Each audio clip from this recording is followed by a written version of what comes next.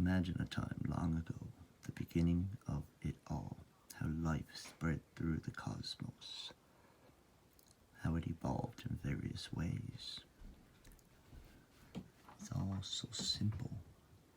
The symbiosis, how one affects the other, and what it becomes eventually.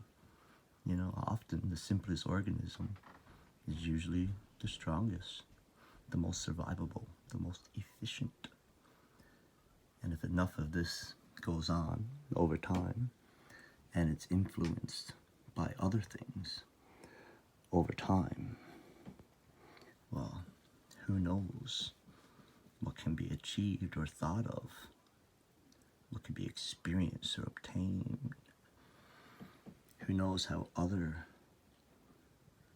entities will perceive that notion. They're for the greater good. They want peace and prosperity. They want unification of the masses so that one day we may seed. The idea of that terrifies them. And so, they feel trapped with this knowledge. Where do we go from here? How will our representatives represent us if we tamper with such things? Best to keep it hidden, keep it sealed. But, life finds a way. Eventually someone experienced an idea, a thought, a vision, something occurred in their mind, and they ate this forbidden fruit, forever changing who they are. And that trickled through the generations, all of them with a different perceived notion of who they may be in this new world.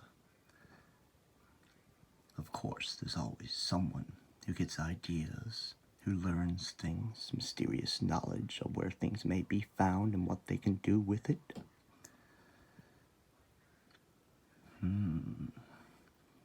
What can I do with it?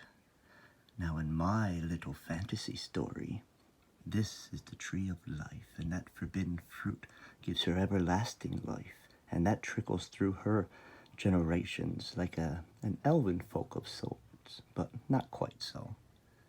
This guy was one of her firstborn children, and he wanted power for himself. She even gave him a sword to protect him. She thought he was going to do good with this power. But he didn't tell her his hidden agenda, his shadow mission, and the power of the sword helped him. It furthered his agenda. So, of course, bye-bye you. The sword saved his immortal soul, his essence therein, and people fought over this for years and years and years, till one man built a kingdom on it. He crowned himself the jewel of the world, but of course nature moves over time and buries it all up, and eventually some poor fool, they stumble onto things they ought not know.